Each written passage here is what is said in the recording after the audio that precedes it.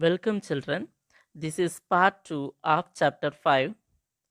In this session, we are going to learn directions, angles and fractions in clock. You have heard of directions in geography. We know that China is to the north of India, Sri Lanka is to the south. We also know that sun rises in the east and sets in the west. So there are four main directions. They are north, south, east, and west. Do you know which direction is opposite to north? Yeah, you are right. This is south. Which direction is opposite to west?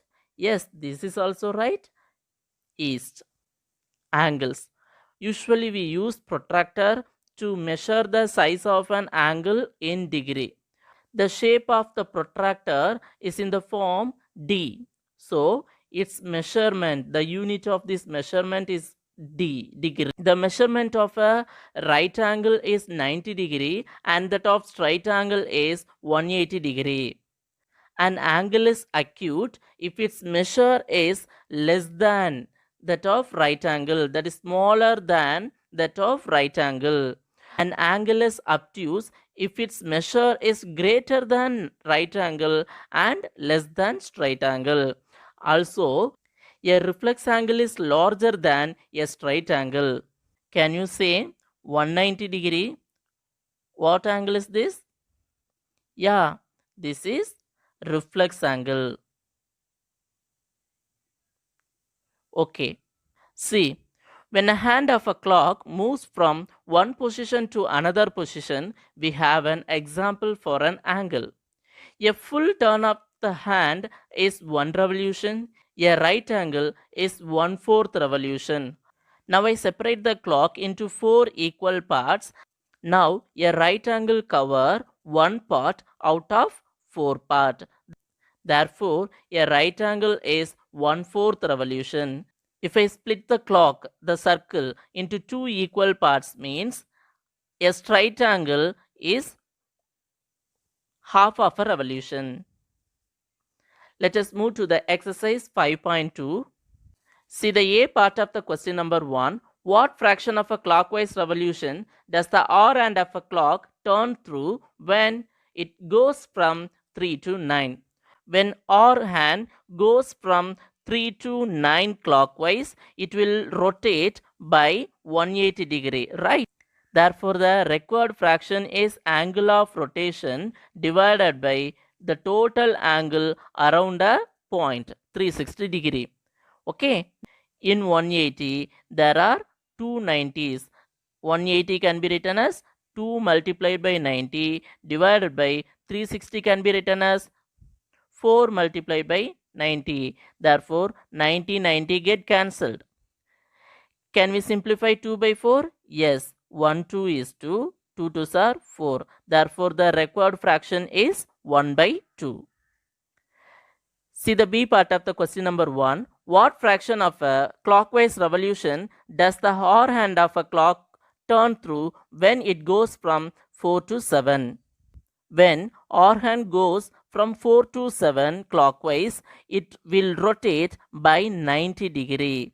So the fraction is angle of rotation 90 degree divided by 360 degree. Now 90 degree can be written as 1 multiplied by 90 degree, 90, and 360 can be written as 4 multiplied by 90. 90 get cancelled, so that we get 1 by 4 as the fraction.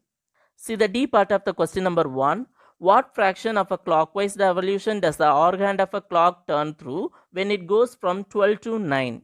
When it goes to 12 to 9 means angle of rotation is 270 degree. Therefore, the required fraction is angle of revolution 270 degree divided by total angle 360 degree. Right? Now, 270 can be written as 3 multiplied by 90 divided by 360 can be written as 4 multiplied by 90. Now, 90 get cancelled. Therefore, the required fraction is 3 by 4. See the A part of the question number 2. Where will the hand of a clock stop? If it start at 12 and make half of a revolution clockwise. Half of a revolution means it turns 6 numbers. When or hand of a clock start at 12 and makes half of a revolution clockwise, the or hand of a clock will stop at 1, 2, 3, 4, 5, 6. See the C part of the question number 2. Where will the hand of a clock stop if it starts at 5 and make 1/4 of a revolution clockwise? 1/4 of a revolution means the hand turn 3 numbers. When or end of a clock start at 5 and make 1/4 revolution clockwise, the or end of a clock will stop at 6, 7, 8. It will stop at 8. See the D part of the question number 2. Where will the hand of a clock stop if it starts at 5 and make 3/4 of a revolution clockwise? 3/4 of a revolution means the or and turn through 9 numbers. The or end of a clock will stop at 6, 7, 8, 9, 10, 11, 12, 1, 2. Okay, it will stop at 2. Now, see the A part of the question number 3. Which direction will you face if you start facing east and make half of a revolution clockwise? If we start facing towards east and make half of a revolution clockwise, definitely we will face towards west direction. Okay, right.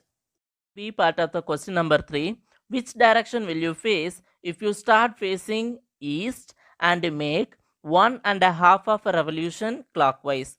If we start facing towards east and make 1 revolution, we will face the same direction east. And we have to make another half of a revolution clockwise, right? So we will face west direction, right? Okay. See the C part of the question number 3. Which direction will you face if you start facing west and makes 3/4 of a revolution anti-clockwise? If we start facing towards west and make 3/4 of a revolution, that means 3 times 1/4. 1/4, another 1/4, another 1/4. Now we will face towards north direction. See the D part of the question number 3. Which direction will you face if you start facing south and make 1 full revolution? In this question, they didn't mention clockwise direction or anti-clockwise direction. Why? Let us see. If we start facing south,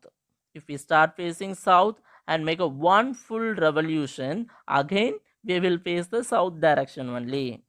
Okay, in clockwise direction. If we start facing south and make 1 full revolution, again we will face the south direction only, in anti-clockwise direction also. See the A part of the question number 4. What part of a revolution have you turned through if you start facing east and turn clockwise to face north? Initially you are facing east direction. Finally, you have to turn clockwise to face north direction. If we start facing towards east and turn clockwise to face north, we have to turn 1/4, 2/4, 3/4. That means 3/4 of a revolution. Okay. See the C part of the question number 5. Find the number of right angles turned through by or and of a clock when it goes from 5 to 11. If or and of a clock goes from 5 to 11, it revolves by 180 degree. Otherwise, 2 right angle, 2 times 90 degree, 2 right angles. See the B part of the question number 6. How many right angles do you make if you start facing north and turn anti-clockwise to east? This is easy only. If we start facing towards north and turn anti-clockwise direction to face east, we have to make 1 right angle, another 1 right angle, another 1 right angle. Therefore, we make 3 right angle to face east direction. See the A part of the question number 7. Where will the hour hand of a clock stop if it starts from 6 and turn through one right angle?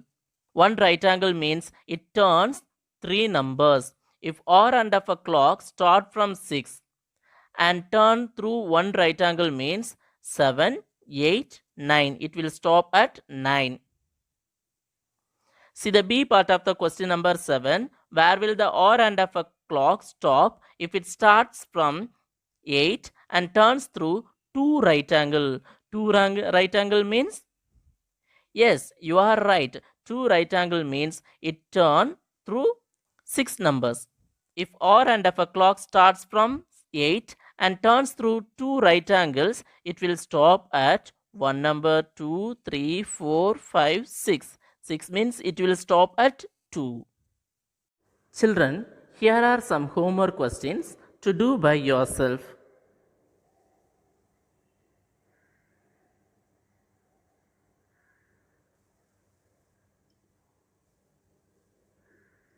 Thank you, children.